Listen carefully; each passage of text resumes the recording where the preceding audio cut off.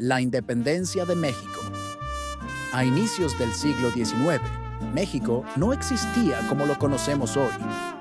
Era la Nueva España, un virreinato vasto y rico que pertenecía a la corona española. Durante casi 3 siglos, la sociedad colonial se organizó en jerarquías rígidas. En la cima, los peninsulares, españoles nacidos en Europa, ocupaban los cargos más altos de gobierno, iglesia y ejército. Debajo estaban los criollos, descendientes de españoles nacidos en América, que aunque poseían tierras y riqueza, eran relegados de los puestos de poder. Más abajo, los mestizos, indígenas y afrodescendientes formaban la mayoría de la población. Ellos eran quienes trabajaban la tierra, pagaban tributos y sufrían los abusos del sistema. Esta desigualdad, sostenida durante siglos, sembraba un descontento latente. Pero además de las tensiones sociales, los vientos de cambio soplaban desde fuera. La independencia de Estados Unidos en 1776 y la Revolución Francesa en 1789 mostraron que era posible desafiar a los reyes y hablar de derechos, libertad e igualdad. Y cuando en 1808 Napoleón invadió España, destituyó al rey Fernando VII e impuso a su hermano en el trono, la crisis llegó hasta el otro lado del Atlántico. Los criollos comenzaron a preguntarse: ¿por qué obedecer a una metrópoli debilitada y distante? ¿Por qué no gobernarse a sí mismos? Así nació un movimiento que pronto cambiaría la historia para siempre.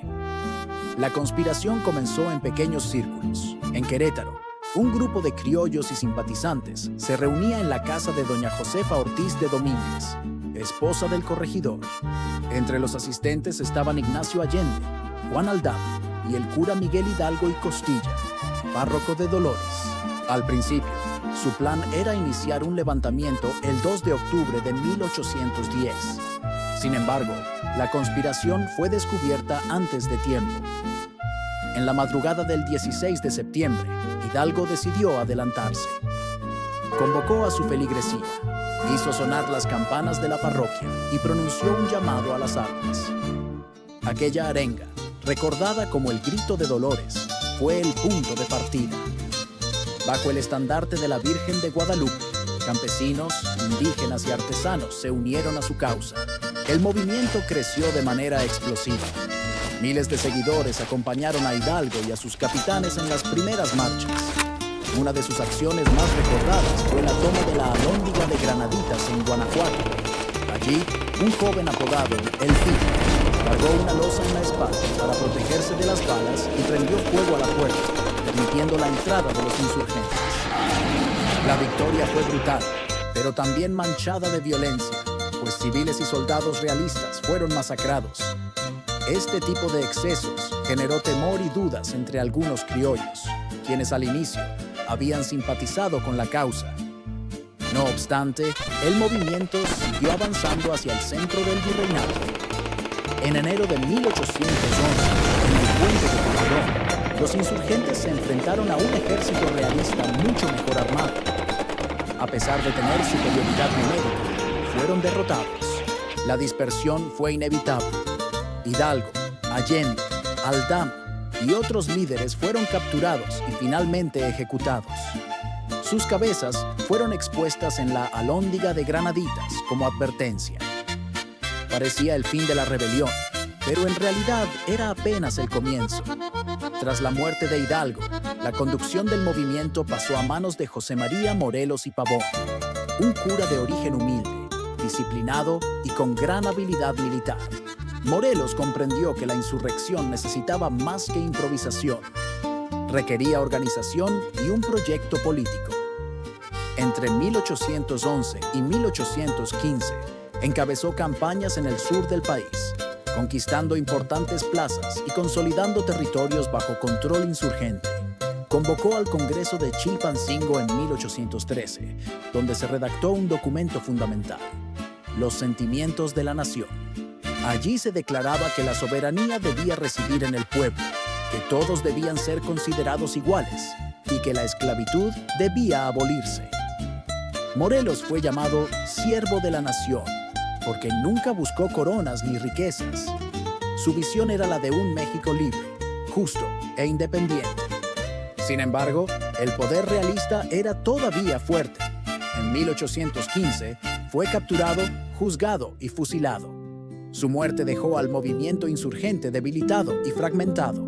Durante algunos años, la lucha continuó en forma de guerrillas, encabezadas por líderes como Vicente Guerrero, Guadalupe Victoria y otros combatientes que, desde las montañas y selvas, mantenían viva la causa, una guerra de resistencia.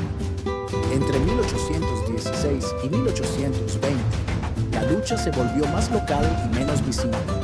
Los insurgentes, carentes de recursos, resistían en pequeñas comunidades, hostigando a las tropas realistas. Muchos pensaban que la independencia había perdido fuerza, pero en Europa y en España, los acontecimientos volverían a cambiar el rumbo. En 1820, una revolución liberal obligó al rey Fernando VII a restablecer la Constitución de Cádiz, un documento que limitaba el poder absoluto del monarca. Para los sectores conservadores de Nueva España, aquello representaba una amenaza, pues temían perder sus privilegios. Paradójicamente, quienes habían combatido a los insurgentes comenzaron a considerar la independencia como una opción para proteger sus intereses. El encuentro de Iturbide y Guerrero. Agustín de Iturbide, un militar realista que había luchado contra los insurgentes durante años.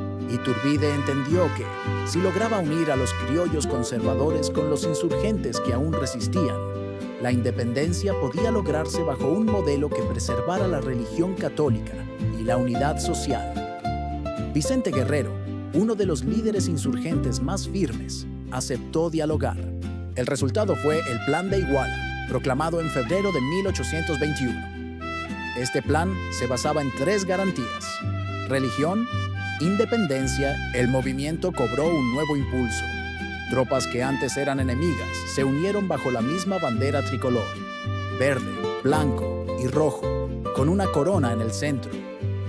El virrey no pudo contener la oleada. Finalmente, el 27 de septiembre de 1821, el ejército trigarante entró triunfante en la Ciudad de México.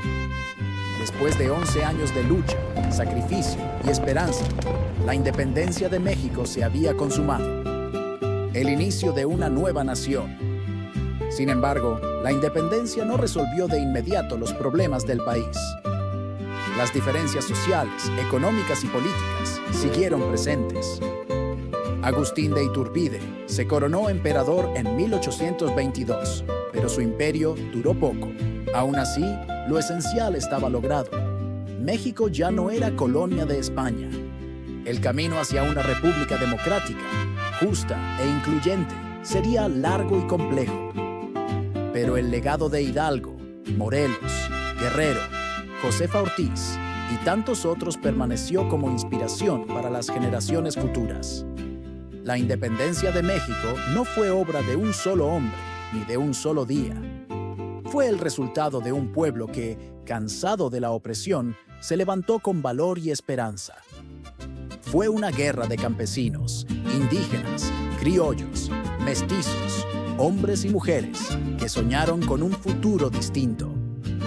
Hoy, cada 16 de septiembre, las campanas vuelven a resonar, recordándonos que la libertad se conquista con sacrificio y que la unidad y la justicia son los pilares sobre los que debe sostenerse una nación.